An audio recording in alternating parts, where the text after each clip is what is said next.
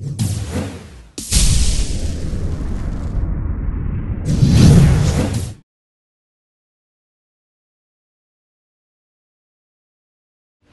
started out 15-2 on the rebounding end, which is just sometimes mind-boggling. So with all these guys and what they've been through, you don't know where all the answers are, and so you just got to go back to work tomorrow and keep on trying it. But 15-2 on the rebounding was just amazing. And we've gone man-to-man recently, played people much better. So I told the guys, just like the William & Mary game, this was our first game. We had a total breakdown, which was the William & Mary game. I think it was the last game. We had a total breakdown like that. When we tried to fight back at the end, we just didn't. Got beat off the dribble. They hit their threes. We couldn't make any shots. Sean Polk has been sick for about 3 days, and he tried it. He was dead at halftime. He had nothing in the tank. And Josh Brown had his knee strained this week, and so those two guys are our scorers, and we really, they just weren't up to snuff where they need to be. We scrimmaged Loyola. They beat us in our scrimmage early in the year. I told Jim I really like his team. They have good balance. And when our big guys are working really hard, they're certainly a good, solid team. When we go three guards, it can really hurt us rebounding-wise. And you see our three guards out there tonight just not capable of getting to the basketball. So for those of you that have seen us play night in, night out, we were almost a full gear back to where we were in our recent games, and it makes no sense. To a coach, it makes no sense at all, but as I told our guys when I did play, I do remember that it's awfully hard to bring it every night. That's why one night you get 25, next night you get 8, or one night you get 12 rebounds, next night you get 2 or 3. And if we don't collectively bring it, we've got no shot, and that's what you saw tonight. Yeah, 6 rebounds first half. That's part of what you're talking about. But how do you account for, you couldn't make shots, you couldn't get rebounds, you couldn't stop them on defense. It was our rate of speed. The rate of speed? Yeah, in the first minute of play, I turned to my coaching staff. Jimmy had a little run and jump defense. So we worked for 2 days of breaking it and going to score immediately. I mean, go right to score. Drive it, dish it, dunk it, shoot threes, but play real up-tempo. And as soon as we started advancing the ball, we started hesitating. We catch, we look, we pump fake, we were unsure, we were looking around. And then if you go back to our first 5 shots, you'll see they were very, very short. They all hit the front of the rim. Mm-hmm. So when I say rate of speed, you've got to cut hard, shoot hard. You got to get after rebounds hard. You got to set screens hard. When your rate of speed goes down, it just, your whole game goes down. And that's what it was for us tonight. Zone. And their rate of speed was very good. His energy. Their energy was sky high. Our energy was bad. Zone got you going a little bit in the second half. Was there much of a tongue lashing in the at halftime? Yeah. Well, you don't tongue lash guys that lost 16 in a row. I guess not. That's bad parenting, I think. Yeah. I've never believed in that. Kids need you when you're down. When you win, it's easy. So I've never done that. But no, but I mean, talking basketball-wise, sure. I mean, we knew we had to press, get back in the zones, rebound the ball, outlet it, push it. We had a few runs there, but you guys were there. The runs didn't have any substance to it. You didn't feel like we were really going to make a comeback and close it. Maybe once there was a little substance to it, but not the whole time. You got it to 10. Yeah, we got it to 9 minutes left.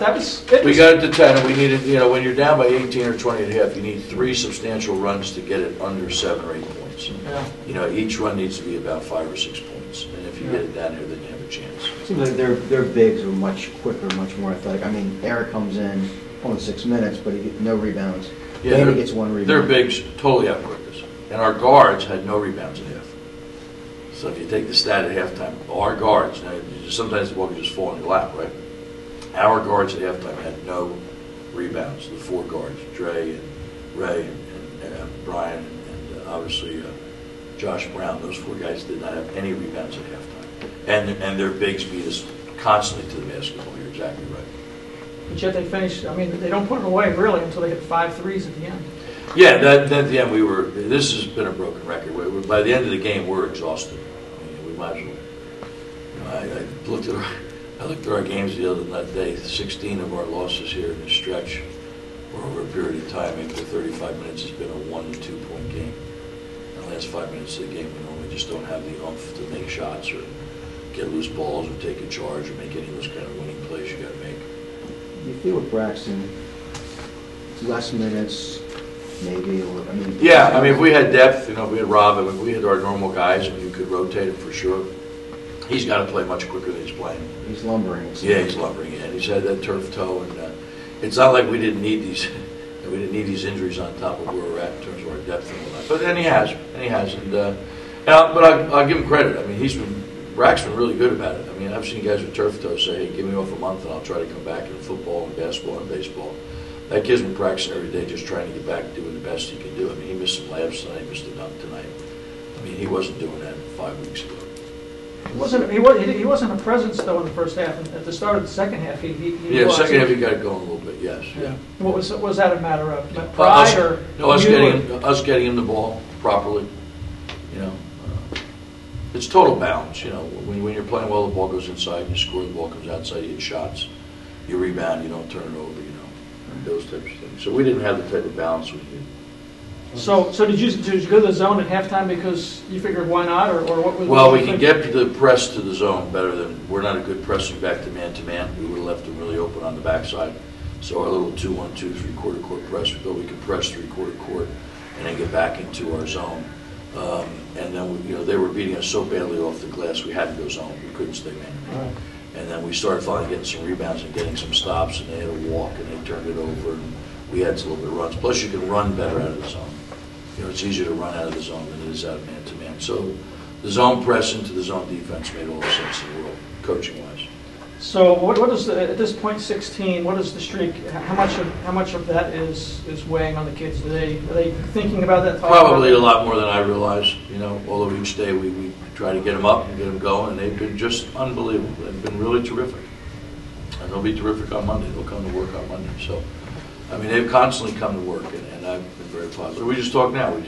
Our last win was LaSalle. So I told them, I said, think about that, how that felt when we beat LaSalle. And then they perked up a little bit. And I said, okay, then we go beat Delaware on Wednesday night. Then we got back to senior night. You beat Drexel. Now you got to get a shot. Right. And but what's been disheartening to all of us is how close a number of the games have been. You know, and we've got 3 or 4 guys that should be with us that aren't even with us. So. Anything else, Kenny? Can you just say a little bit about Fillmore? He's been really playing well lately. Just a little bit about his progress so far this season. Yeah, I think I've had a lot of good players now, but I think from his freshman year to his sophomore year, and I mean that a lot, I've thought about him going back to a lot of kids I had at DePaul, we couldn't mention Bobby Simmons and at Florida State.